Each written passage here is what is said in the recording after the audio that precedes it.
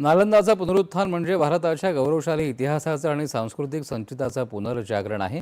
तसंच या परंपरेला आधुनिक रूपात प्रस्थापित करण्याच्या राष्ट्रीय आणि आंतरराष्ट्रीय वचनबद्धतेचं प्रतीक आहे, असं प्रतिपादन राष्ट्रपती द्रौपदी मुर्मू यांनी केलं। त्या आज बिहारमध्ये राजगीर इथं नालंदा विद्यापीठाच्या दुसऱ्या दीक्षांत समारंभाला संबोधित करत होत्या। नालंदानं प्राचीन काळीही जगभरातल्या विविध स्रोतांमधून आलेल्या अनेक विचारधारांचं स्वागत केलं।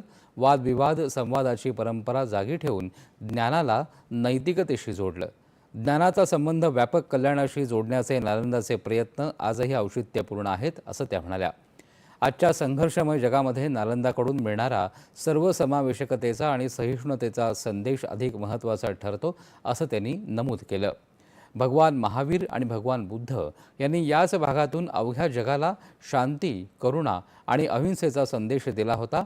5व्या शतकामध्ये स्थापन झालेलं नालंदा विद्यापीठ हे आशिया खंडातल्या बौद्ध अध्ययनाचं आणि धर्मचर्चांचं प्रमुख केंद्र होतं, असं सांगून आता आधुनिक नालंदा विद्यापीठ पुन्हा एकदा बौद्ध अभ्यासाचं जागतिक केंद्र म्हणून उदयाला येईल, असा विश्वासही राष्ट्रपतींनी व्यक्त केला।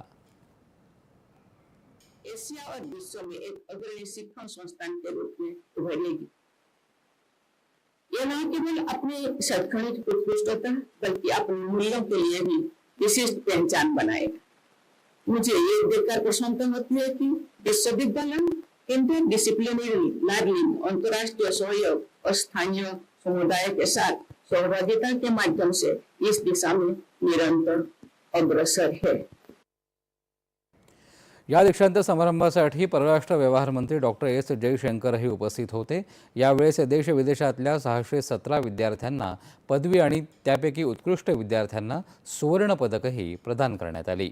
आजच्या बिहार दौऱ्यामध्ये राष्ट्रपती प्राचीन जागतिक वारसा स्थळ असणाऱ्या नालंदा विद्यापीठाच्या अवशेषांच्या स्थळीही भेट देणार आहेत।